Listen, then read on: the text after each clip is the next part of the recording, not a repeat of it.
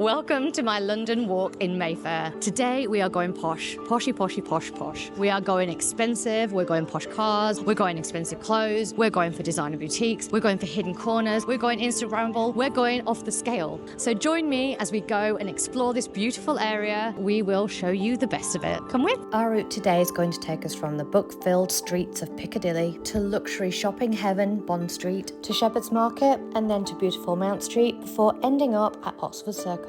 Our first stop is Piccadilly Circus, and this is the home to all of the lights, all of the theatre, all of the shopping. It all comes together right here at the bottom of Regent Street. So we're starting our walk right here, but as all great Mayfair people, we're going to start with breakfast. This walk in Mayfair took us 17,000 steps, and you'll need at least half a day to explore. Our reservation was at 9:45 in the morning, and it was my friend Bettina who picked where to go. Hi, we are at Fallow. I've been desperate to come here for ages. The menu is really good. We're having breakfast. There's really great things on the menu. There's some healthy things like berries and fruit and granola, but there's also some really yummy looking things like smoked salmon royale, which we are both going to have, and we're going to have the signature hash browns, which I'm very excited about. Another great place for breakfast on Piccadilly is the Wolseley, which is an iconic Art Deco European dining room, and it does the most incredible breakfast. It's high-end and fantastic for people watching. Okay, so now we've had breakfast and we're fully fueled. We're ready to start our walk. We're going to start at Piccadilly and we're going to walk down Piccadilly, leaving behind this beautiful street with all the flags, and we'll circle back to Oxford Circus later. But for now, we're off down Piccadilly. Come with. One of the stops along the way is this Waterstones, which is absolutely enormous. It's on so many different levels. They have loads of events here, and it even has this cute cafe in the back. It's a great one to stop off to. Speaking of books, if you want a slightly more luxury experience, there's a great place called Maison Assouline a few doors down from Waterstones, which has great coffee table books. There's also a really lovely bar inside and a coffee shop. This is a cute little detour. This is Prince's Arcade, and it's really, really pretty and got lots of cute shops. Starts on Piccadilly and it comes out onto Jermyn Street, which is famous for men's tailoring. You've got stores like Hackett, Turnbull and Asser here. So yeah, it's a really lovely little area. This store is called Hatchards and it's amazing. Look at these amazing stairs. It's giving me proper Harry Potter energy. It's a really old bookstore. Every book is amazing and it smells incredible. You're gonna love it.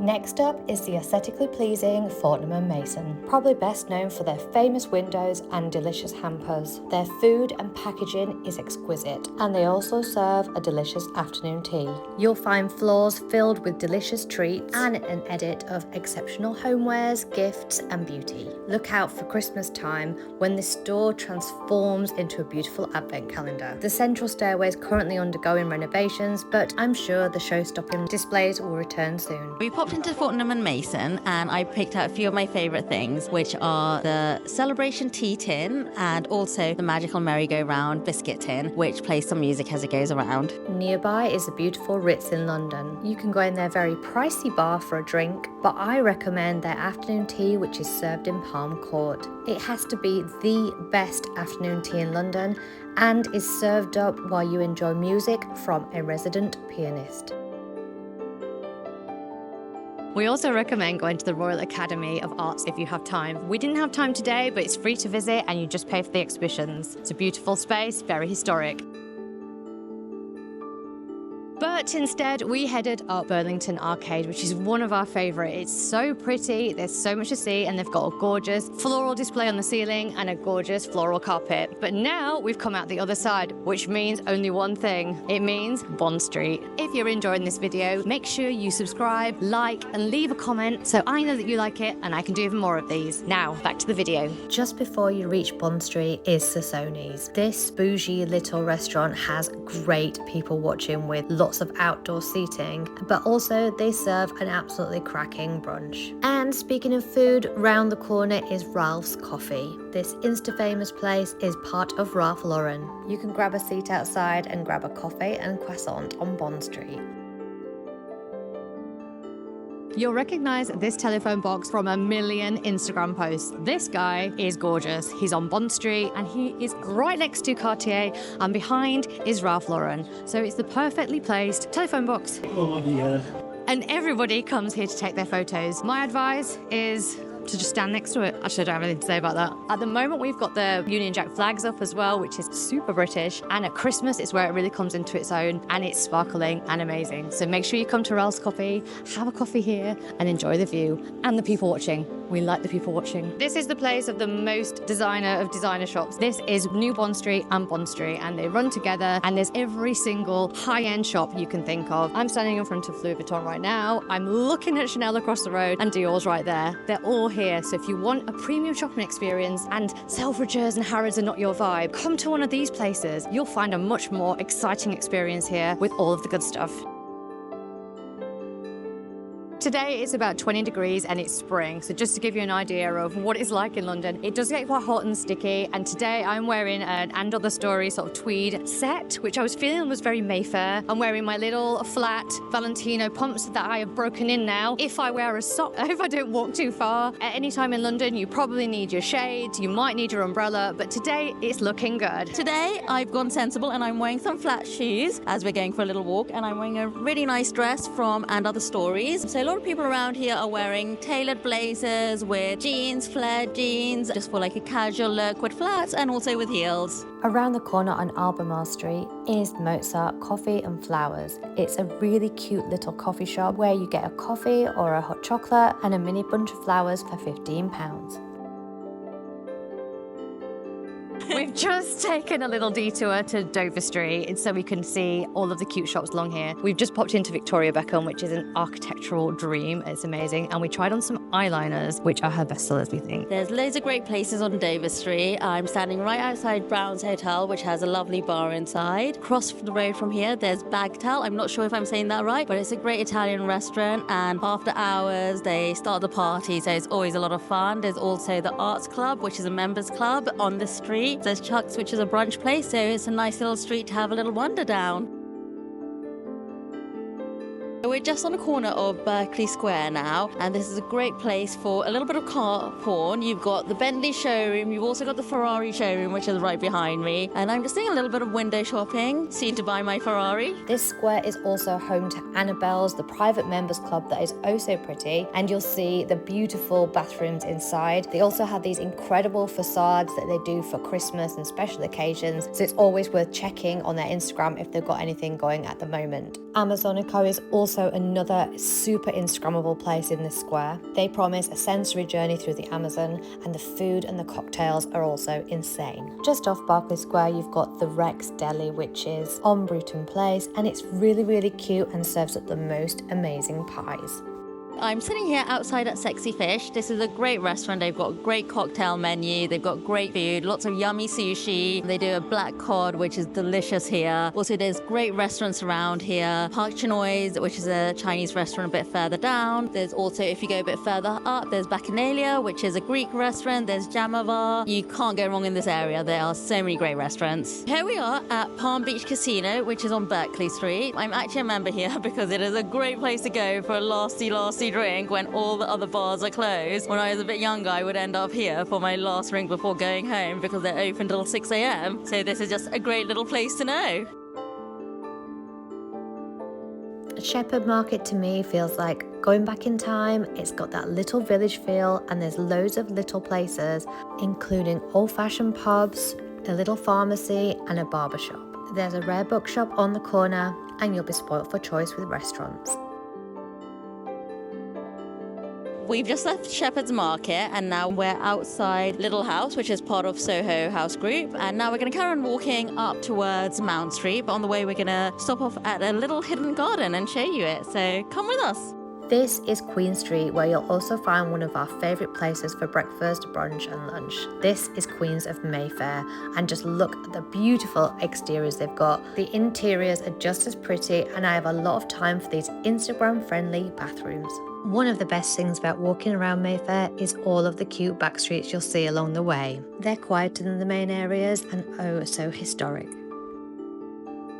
So we've arrived at Mount Street Gardens, which is this little oasis, very quiet, very cute, in the middle of all these beautiful Mayfair streets. You can come here to sit, have lunch, have a minute. It's really beautiful. There's huge trees, and in spring there's even a cherry blossom, although I've never seen it myself. We've just popped out of Mount Street Gardens and walked slightly up, and we are now on South Audley Street. And we just stumbled across the farm shop, which I have been so excited to come to. I've heard so much about this place. I love cooking, and this has great produce. And we've had a great time just having a little look inside. And downstairs there is a hidden little secret wine bar, which serves a few nibbles and wine, and it's a perfect little hidden secret in Mayfair. This street is also home to designer clothes shops, cafes and restaurants. Our next step is to go to Mount Street. Let's go and have a look. Okay guys, so I'm in front of the corner. There's a whole water feature going on here. Mount Street is one of the most beautiful places. There's a water feature. We're getting quite wet. What can I tell you about Mount Street? It's stunning. It's high-end. It's got Christian Louboutin. It's got a pub on the corner. The pub is called the Audley, and honestly, I really recommend it. It's got old man pub vibes, but with like high-end luxury aesthetic. Aesthetic is the wrong word. It's poshy, poshy, posh, posh, but like in a old man sense, shall we say. There's also plenty of cars, fancy cars hanging around here. This is the Connaught. It's absolutely stunning on the corner here. They've also got a little bakery where you can get these really cute dog chocolate desserts from. Very stunning. You've also got lots of beautiful high-end shops all the way down this street. It's a little bit quieter than Bond Street. It's a little bit off the mainstream, shall we say. Next, we're going to walk back towards Oxford Circus so we get back to those busier streets. But I hope you enjoy it. It's beautiful in the sunshine. This is Borden House by Alfred Dunhill. It's a little hidden secret gem in Mayfair. They have a little courtyard. They have a store inside. They do personalization. They also have a cigar cellar, which is great. And they do drinks and food. It's such a great little place if you want to get out of like the busyness of Mayfair and just pop in and have a drink or a coffee and a little bite to eat. If you followed me for a while, you'll know this is one of my guilty pleasures. This street is called Davis Street in Mayfair. And not only has it got this beautiful Neill Strain florist on it, with this lovely, lovely outside, which is perfect for your Instagram photos. There's also Hedonism Wines just across the street here, which also goes to town on displays when it's seasonal events, so kind of Valentine's Day, Easter, and so on. You've also got Wild Things Flowers, which has got those beautiful flower buckets outside of it, and I'm a big, massive, massive fan, so definitely stop off on this little street. Now we're at Brown Hart Gardens, which is in the middle of Mayfair. It's just a little short walk up some steps, but they also do have an accessibility lift, which is great. It's just on the boundary of Mayfair around Oxford Street area. In front of me, we've got Selfridges this way, and it's just like a really beautiful little tranquil garden space. Claridge's is beautiful inside and out. At the moment, they've got this beautiful live wall going on. They've got beautiful flowers on the foyer. They've got sculptures. Their stairs are absolutely stunning. And best of all, the food and drinks are gorgeous too. Well worth a visit. We're at Art Space by Claridge's, which is the little coffee shop by Claridge's. It's round the back on Brook Mews. Really, really great. Desserts inside. There's good coffee. It's a hidden gem. Definitely worth a visit. Right now I'm outside the Iron Duke, which is a really great pub. It's always really busy. It's a great one to come and have a few drinks with a lively atmosphere.